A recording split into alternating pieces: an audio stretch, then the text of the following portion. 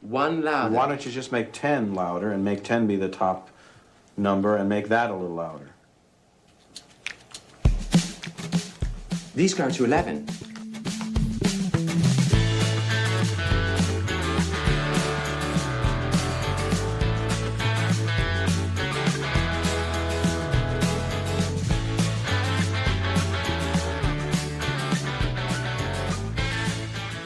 Welcome to the Kindness Chronicles, where once again we hope to inject the world with a dose of the Minnesota kindness that it desperately needs.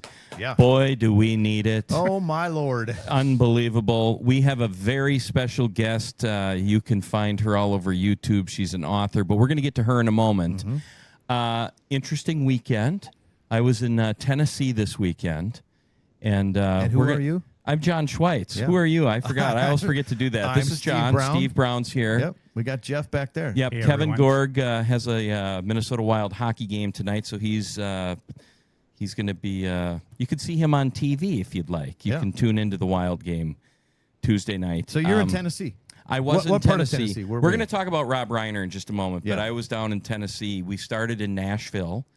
Went to the Nate Bargatze concert. It was his Ooh, last another show. Nate, but that's your second I show. know. I've turned into You're a like a groupie. super fan. I love the guy. He's awesome. He is great. Did his daughter introduce him? No, but his dad Oh, cool. did a show, and he was so. What? You can understand why Nate Bargatze is as funny Oh, as he magic, is. right? Well, there's magic, but he's Comedy? hilarious. Oh, Absolutely hilarious. man, But- that's a good yeah, show. and then we went and visited our friends Michelle and Steve down in Memphis. Went out for a fantastic dinner at the original Prime Steakhouse in Memphis, and I've had a stomachache ever since.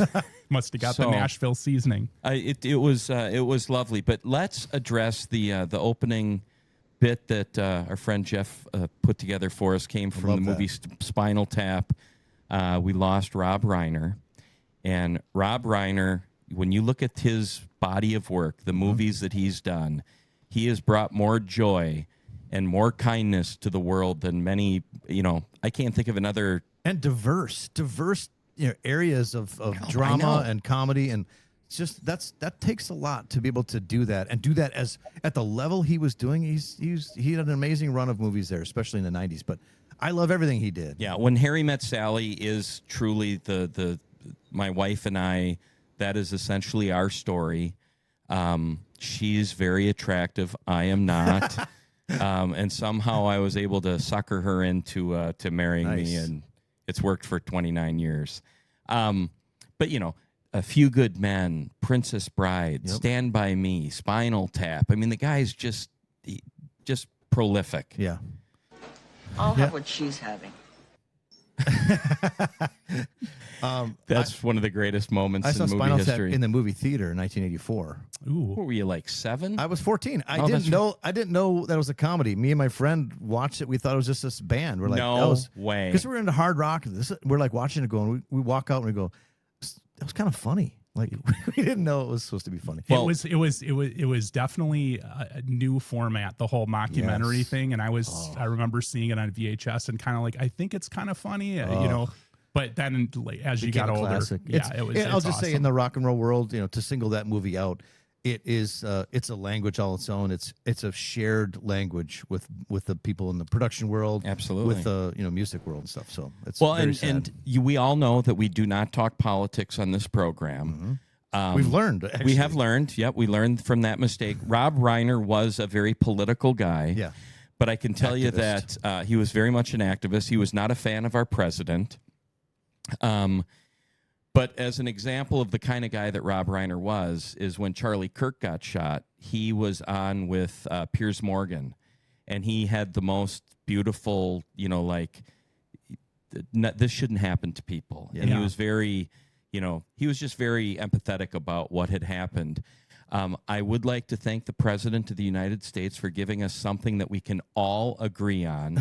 His post on X was appalling. Yeah. It was terrible. Boo. And that's all we're going to say about that. Yeah. I've never been so disgusted. I mean, the most conservative people that I know were just disgusted with that behavior. wrong. He had an opportunity to be a statesman, and he failed miserably. And that's a quote from my friend Meg Ellefson, the Rush Limbaugh of Central Wisconsin. Anyway, we've got a guest. Yes, I would say, as Jason Bateman says on the Smart List podcast, sharpen up, everybody. Right? Sharpen up. Yes. This is we actually have, typically we have people that we know or people that you've met, that I've met, and this is someone who came to us through a publicist, and much like Neil Ford, she's the real deal. She's next level. She's serious stuff. Her name is Sharon Eubank. Eubank. Is it Eubank? Sharon It's Eubank. Eubank. Okay. Today, we're honored to welcome Sharon Eubank, global humanitarian leader and author of Doing Small Things with Great Love. Her new book shares decades of experience helping people all around the world, and sharing stories that show how everyday kindness, see, that's how it relates to us, can change lives. We're always excited to explore how small acts of kindness can change the world. Totally. And change a big impact. So I want to welcome to the Kindness Chronicles, Sharon Eubank. Thank you for joining us. Thank you so much, John, Steve. It's fun to be with you. You are fun guys. Well, give it the small doses. We'll see how you feel, 20 minutes from now. Sharon, where are you finding us? Where are you right now again? I'm in Salt Lake City, Salt Lake where I'm City. based. Okay, great. And go ahead. And you have a job. What do you do when you're not writing books and doing YouTube videos and TED Talks? Well, this is my first book, but my day job that I have done for 28 years is I am the Director of Humanitarian Services for the Church of Jesus Christ of Latter-day Saints. So I've had a lot of experience, and one of the reasons I wrote the book was I've made a lot of mistakes, and I was hoping that maybe other people wouldn't have to start where I had to start. And so, it was just a chance to tell beautiful stories about what other people are doing around the world because they're kind. Thanks for having me on the Kindness Chronicles. Did I hear correctly? There are 92 stories, in fact. You did hear that correctly. All right. Good. My research worked. Before I forget, my mother would like to thank your people for Ancestry.com. Oh, yes. I would like to thank you for that, too. So we do this 12 Days of Christmas thing, and I was just over there, and she said, "Oh, the Mormons. Make sure you thank her for Ancestry.com." I'm sure Sharon's all over that. That's right awesome. up her... Credit, try to pass it on. Absolutely, take credit. So the job that you have, what does that entail? Explain to us what that job. I mean, it sounds like a very lofty sort of important work that you're doing. We try to support our congregations from our faith and other faith congregations, and then just people in communities to just thrive, to be better, to be healthier, to be more educated. But a lot of the principles that I talk about in the book is you can't decide what's better for people and then, impose that on their community. Yeah. The most premier skill is to sit down with people and ask them, what do you want? What's going on? Help me understand what you've tried in the past, what happened with that, and what do you want to do next, and how can I help you? That's sort of the core of all human beings trying to help each other, but it's certainly the philosophy we try to follow. And we work in 190 countries, and we do 3,800 projects a year, and we partner with a lot of other groups, and we have a lot of respect for them in their work too. I'm not great at math, but 190 countries. How many countries are there? There's hardly. I mean, why don't you just say we work in just about every single country? What countries don't you work in? And but there's slightly over 200 countries, depending on how you count territories. So that's a pretty good market share that you've got there. Yeah. Congratulations. Yeah. And just speaking of the book, I was reading reviews of the book, and people are incredibly blown away by this book and how, it's I want you to talk more about it, but they were saying it's amazing to get kind of a blueprint as to how to start a program to help in their community. But it was even just more of granular, the day-to-day things to do love what you do even more. So they were really impressed with how you laid that out, and obviously the experience you've had. What inspired the book for you? I told you earlier that I've made every mistake in this book, and I've made them multiple times. And sometimes trying to help people is not always as intuitive as we think it is. We come up with an idea, and it turns out that sometimes that isn't the very best way to approach things. I wanted something to be so practical. And one of the most important ideas for me in the book is you don't have to go anywhere. You don't have to travel somewhere, that you are powerful in the community where you live. And people will say, well, they don't need me in Wisconsin the way they do, someplace else. But the truth is they just need you in a different way. And the issues that are where we live might be slightly different, but it has the same effect as a bomb going off in a location. It's just an internal bomb. Somebody has, their whole world has exploded because of something that happened to them, and they need people who are kind, who care about them, to rally around them. And there are lots of things we can do right in the places where we live. And I love the idea that, you start out by saying that, we just sit down and ask people what they need. Yeah, listening. And we've all heard the golden rule: do unto others as you'd want them to do unto you. And this to me feels more like the platinum rule, which is do unto others as they'd want you to. In other words, to really understand what it is that they want, you got to ask. You just can't make assumptions that their desires, their needs are the same as yours. And I think that conversation is such an important part of it. So I just, I love this stuff. It's might be hard to tell that I do, but Sharon, on that topic of emotional intelligence and really tapping into maybe empathy and what another person is feeling, kind of going back into your origin story, what you said you made some mistakes and then wrote this book. Is there a little background you can share and what your sort of arc was before you decided to write a book like this, and what affected you that way? Well, in the introduction to the book, I told an experience that I had that really transformed me. And it was in the 90s when Sarajevo was, the ethnic cleansing, that big war going on. And I remember coming into my parents' house, and my mom was knitting a pair of bright red slippers that she was going to send in some airlift that was going there. And I remember in my haughtiness of, being a young woman thinking, oh my gosh, is that the best we can do as, little ladies in Utah knitting homemade slippers for people? Can we not do anything better than that? And I didn't say that to my mother, luckily, but I remember reading a story in the New York Times years after that about a woman who was living in the basement of her building that had been bombed, and the pipes had all broken and then frozen. So it was just this icy, freezing cold. They couldn't leave the building because of the continuing bombings. And she said, I felt like an animal. I was just living underneath the ground and never could go outside when it was daylight. And a Red Cross truck pulled up into the yard, and they passed out new socks. And she said, I looked at myself, put my filthy feet and legs into these new socks. And I realized somebody got those. Thought I was human enough to be able to bring me this thing. And it didn't stop the war. Of course, that was what was needed. But for that day, at that moment, in that time period, it was the right thing delivered at the right time. And it made her feel like a human being again. And I had to rethink what I had just said about my mother's slippers. Yeah. Because if they're delivered at the right time in the ways that people need, then that is the right intervention. But it's, when we assume and we pick something that we think they're going to need, that's where we make the mistakes. And it's certainly where I've made mine. Well, that actually ties in perfectly with the small things philosophy, I think, right? Isn't that how little acts really matter? That's a big part of your book. Explain that a little bit. Well, the quote is actually a Mother Teresa quote. And she says, we can't all do great things, but we can do small things with great love. And for me, the emphasis isn't on the things. The things that we give aren't as important as the way that we give them, the way that we make people feel when they give them. And her point is we can do that with great empathy, great kindness, great love. And that's what makes the difference for people. And I think your podcast is about chronicling that the way we treat each other is the greatest gift of all. That is, we say that the purpose of this podcast is to really uncover stories of kindness that would otherwise go untold. And, we have a scholarship program that I love talking about. And if you'll indulge me, you guys have heard it, but Sharon hasn't. We have the scholarship program that essentially encourages young people to nominate peers for the kindness that they've shown to their school or to them or to their community.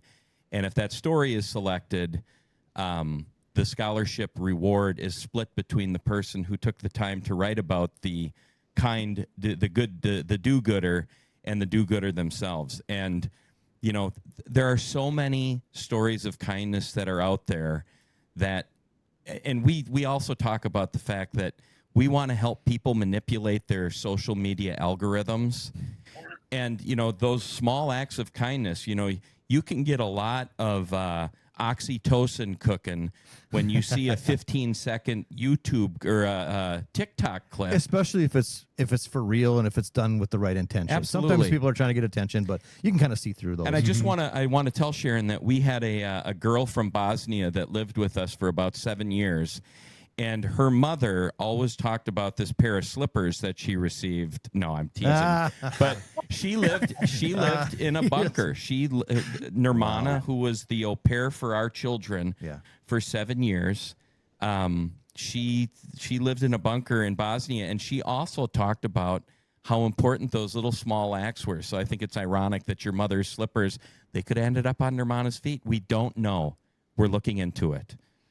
Thanks for that bridge and that connection. I think that's true all over the world. Yeah. And people, this is a story I didn't put in the book, but there was a woman in my community who said, I'm a widow. I live on a fixed income. I can't do anything for anybody. I can't leave my house. And the woman from the food pantry said, could you commit to giving 1 can a week for a year? And the woman's kind of, yes, of course I could do that. And then at the end, she said, you just provided 52 meals for people and you never left your house, because when you order your groceries, you get 1 extra can that you donated to somebody else. Mm-hmm. The point was, you don't have to do something heroic and magnificent and, solves a solution, all over the world. Just that small act made a difference for 52 people in that year. And I think lots of the interventions are along those lines. We just do a little bit extra with good intent, and it makes a difference for people. Wonderful. And, does that kind of tie in with your 12 principles of real service? I'm not trying to say these are the best principles, but they are just the principles as I spread out all those stories and tried to draw out, what do I learn from this story? That's how I got the principles that I got. But the one principle that means the most to me, and I've probably talked about it in other places, but it's this idea that you are most powerful where you live. And I can remember the exact moment that I learned that. I was in Sri Lanka. It was after the tsunami in 2004. It was early in 2005. And I was with a local driver and a translator, and we were in a van. And he said, I want to show you something. And we stopped where the main train tracks run across the country. And when they heard the siren, the alarm, people looked up at the train and they thought, that's heavy and it's built up in the ground. And they lifted little babies and toddlers up into the windows. Oh boy. And people accepted them in there because they thought it would be safe from the wave. Oh. And when the wave hit it just tumbled the train. It's this terrible metal wreckage that's just been crumpled up, and 1,500 people lost their lives. And when I got there, there's all these people camped around the wreckage of the train. And I said to Shanta, I said, why are they here? And he said, because it's the last time they were together as a family. Their PTSD is on full display, and this was the last place they were together. But I watched him. I feel paralyzed. I can't do anything for them. I can't speak their language. They don't know the projects I'm working on, and yet they're touching my hands and asking me for help. And he goes over to our van and he pumps up a soccer ball and he starts kicking it around with the kids, and the kids are processing their trauma by doing some of these kinds of things. And while he kicks that ball around and shows the kids his tricks, he's talking to the woman inside a little tent. And he said, that yeast that I brought you, did it work? And she said, here's my bread, taste it. Oh, wow. Awesome. I can't get washing powder. Can you help me? And he said, I think I can get some. And it just dawned on me. He's way more powerful in this situation than I am, for very ordinary reasons. He speaks the language. He understands the culture, and he's there every day. I'm going home in 3 weeks. He's there all the time. And that was the first time I realized every one of us has that power if we use it. And he was using it. Yeah, we always talk about how really all charity is local. The cumulative effect of the little things that people do, whether it's at their church, whether it's, and at their local food shelf. I mean, there's so many examples of how when a community comes together and each contributes just a little bit, the multiplier effect of that is just incredible. And, I always during say, the holidays, well, especially during the holidays. But, I often joke about the fact that, we hear people say all gifts matter. Obviously the big ones can matter a little bit more. You know, they add up a lot quicker. But all gifts sincerely do matter because, in fact, this is something that my grandpa once upon a time said, and I think it's really, it's stuck with me. Back in 1955, he made a pledge of $3 a month for 3 years to what at the time was the Masonic Cancer Center at the University of Minnesota. And he often talked about the fact that his $3 a month, a very, very small percentage of that $3 a month helped build that building. And inside that building, if the building wasn't there, people wouldn't be getting treated. And it's just amazing because the number of people that contributed to that campaign, nobody made huge gifts, but a lot of people gave these small gifts. And they felt like, you know, everybody that went through that door, they were helping. And that's legitimately true. You know, but And there's a byproduct that came out of that you're telling me that story from your grandfather. 70 years passed later. down the generations of your family. Yep. You feel proud about the building that you helped participate Community, in. yeah. Yeah, you know, anybody that's in the fundraising business can tell you there is something to the other side of that is if you get people this is fundraising 101. Okay. Yeah, Be give prepared. it to us. Give it to us. But if you get people in the habit of making small gifts to an organization, at some point in their life, they are going to put together an estate plan. And any good lawyer would ask them, are there any charities that you're interested in? And I could tell you that in my experience, the planned gifts that we get from individuals are many, many multiples of the lifetime giving that they have. But it's they've made a connection to the organization by those small gifts. Sharon, I'm a charitable estate planning lawyer, so that was my we can tell. advertisement for planned giving. Give me a call. You're extra smart. Yes. Okay, so Sharon, we kind of started the show off a little bit with this, but it's a very divided world. It's a very troubling time right now. I imagine a lot of people come to you in your position, and all the experience you've had. What kind of advice do you give to people about how Overcoming the divisiveness? In this climate with all the different things you're a part of, all the things you're trying to create? What's your advice to people about it? I think that question that you asked is such a timely question because it isn't just that we disagree with each other or we're polarized or we're worried about, fighting with our family on Christmas dinner. It's the level of violence is starting to really impact our communities. And we've seen that this year. You were talking at the top of the show about, just reading in the newspaper about things that happen. And it's hard to go to sleep at night because of some of the just horrific things that are going on. And I think to myself, what is the thing that I can do? What is the antidote to that? I think back to when I was in high school, I took a debate class, and our debate coach, he was in the legislature in our town, and he did things. He gave us an assignment to argue the other side of an issue that we felt so passionately about. And I remember saying to him, why are you making me do this? I don't even believe in this. Right. But he said, I want you to find the legitimate planks of that other argument. There are always legitimate points of view on that side. And I want you to know what those are, even while you feel passionately on the other side.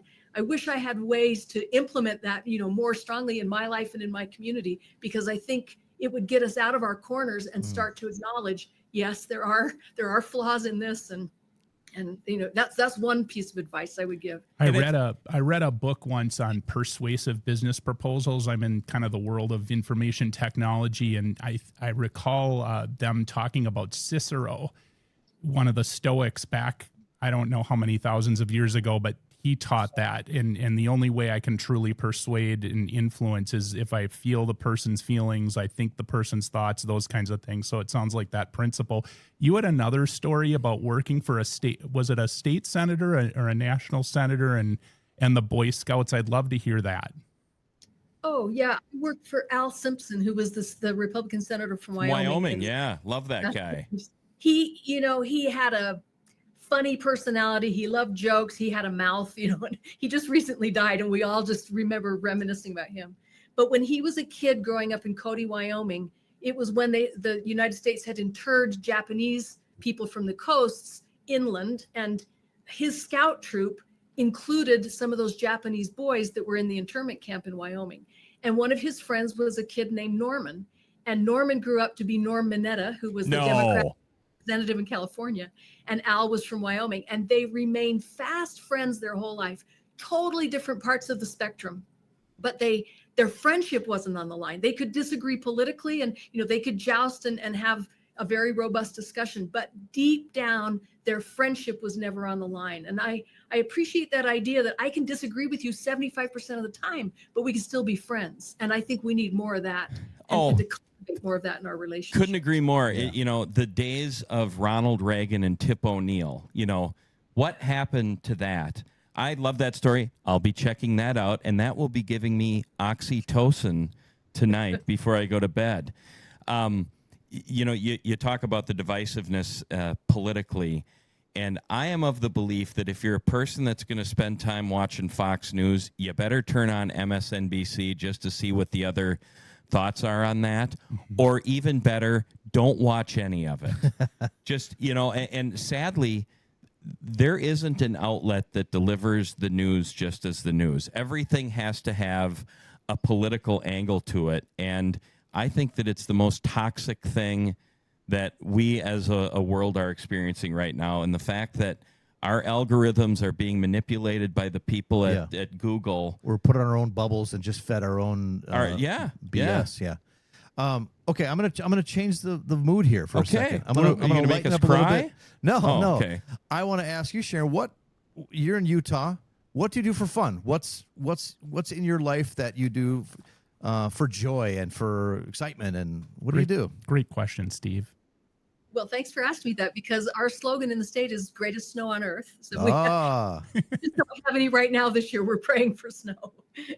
But for me to get up in our mountains and snowshoe and ski, that's my stress release. It's just pristine and beautiful, and I feel lucky to live in a place like that. Yeah. You ever been to Deer Valley? Deer Valley, lots of times. Oh my gosh. You ever skied Deer Valley, Steve? Never Deer Valley, but I've been to Alta, Utah. Okay, Deer Valley is my kind of skiing. Yeah? It's very posh. The runs are constantly being groomed. Like you feel like you're constantly. It just feels right. It's to one be of those at Deer things Valley. Like you're skiing, but you're really on a. You're just. On a it's scenic, like a spa. It's a scenic adventure. You're just sliding down viewing this beautiful mountain. It's lovely, and you're going to pay for it too. Yeah, that's exactly. for sure. Did you grow up in Utah? I'm originally from Redding, California, northern California. Wow. But I've spent my adult life in Utah. Okay, can we ask, do you have a family? Do you have children? I'm single, but Okay. I have 16 nieces and nephews that live all That around the country. counts. That counts. Everybody loves to have a favorite aunt. Yeah. 16, that's a lot too. Well, I told you before I owned a toy store, and that really made me the favorite aunt. Oh, fun. Okay. What was the name of that? It was called Little Dickens. I love it. We had a lot of fun. Especially in the spirit of Christmas here. Okay, so Christmas is coming. Yeah. And my wife and I do not have any grandchildren yet, but we have friends with grandchildren, and we are very jealous. We often will go to their house, and we will announce that there's about to be an Amber Alert. That's kind of a crass joke. You No, you don't do what's that. over? Yes, we do. Why? We don't actually kidnap the children. Well, no. But I hope not. I have been put in charge of tomorrow. I have to go and buy some gifts for a couple of 2-year-olds and a couple of 3-year-olds. So somebody, Oh, that's easy. They're as young. an owner, I am asking an expert. Yes, She owned a toy yes, store. yes, ask her. What kind of gifts do you get 2- and 3-year-olds? It's been 20 years since I had to buy that stuff for my own children. Yeah. I'll tell you 2 things that I think will See? appeal to those kind She's of a kids. pro. Let's hear it. 2-year-olds love those plastic animals that you can make. And if you buy them in family groups, that there's a father and mother and baby animals, they will play with that thing for hours on Yep. end. They'll set them up. They'll do lines. They'll do family groups. They'll make up stories. Wow. It's one. She's good. Yeah, And what about the 3-year-old? The Same thing? 3-year-old, Same. I would get something like a stomp rocket. It's got a Oh, rubber ball my that you jump on and it shoots the thing up. As God is my witness, Sharon, I'm going to play a video for you guys. You found one? Last year at Christmas, I have goosebumps from head to toe. Last year at Christmas, we got our little friends, the Fergusons. We got the Ferguson Boy a Stomp Rocket, and their daughter, who's one of the people that I need to buy for, has discovered the Stomp Rocket, and this week we got a picture of her stomping on the Stomp Rocket. That's awesome, and shocking. it's physical. That's hours Gets of her fun. involved, right? That is shocking. Physically involved, which So is important. I think like the idea of the Fisher Price little people. They Yeah. have the little people yeah. animals. I think I've been inspired. So There you thank you, go. Sharon. There you go. But Good. the Stomp Very Rocket, welcome. when we're And it's done, all I'm showing you the video. All right, good. Fine. Good. Can't wait to see it. Well, Sharon, I really appreciate you joining us on the Kindness Chronicles. This is so great. I want people to make sure they know how to go find your books, Doing Small Things with Great Love. How can they find that? We'll link it. Whatever you send us, we'll link it. But tell us where people can find your book. The easiest place is on Amazon. You can order it there. It's also on Audible if you want to hear me read the book. And it's also on Shadow Mountain Press, Deseret Book. I'm a big audio book Me guy. too, man. I Yeah. love it. I can't wait. I'm going to listen. I love it. And Sharon, as we wrap it up here, because I feel like that's where we're going, I have to get a movie reference in. And given your toy store was named the Dickens, have you ever seen the movie The Tender Bar starring George Clooney? No. Okay, haven't. I think you'll like it. I think you have a background as an English teacher, and it's all about literature and good stories and things like that. But their bar was called the Dickens, and it sort of raised the boy. And so Really? check it out for the audience. It's if it's still on Amazon Prime, it's a worthwhile watch. So Thank you for the recommendation. yeah, On behalf of the Kindness Chronicles, I'd like to apologize for Jeff because Jeff does far more research. Like he Yes. probably knows what your social security number not is. that bad. No. It's pretty bad. Like his history as an English teacher. I mean, Yeah. where did How'd you you know find that? that? Jeff? Well, it was a story she shared on a podcast Okay. that I caught, and Jeff is retired. He doesn't have to go to work in the morning, so this is what he does. And We we're love very that. grateful. We love that from Jeff. We love it. He helps us sound like we're professionals, but you are incredibly inspiring, and all your experiences have led you to this awesome book. We want our listeners to check it out, and thank you for joining us, and thanks for doing what you do. Continue it, and maybe we can connect again and have another conversation. Thanks for the kindness and have a very Merry Christmas. Thank you. You You too. too. Merry Christmas. See that? Merry Christmas. Yeah. We could say that. Who can't? Well, some people don't. Oh, the music has started. Yeah. All right. Thank you, Sharon. Off we go.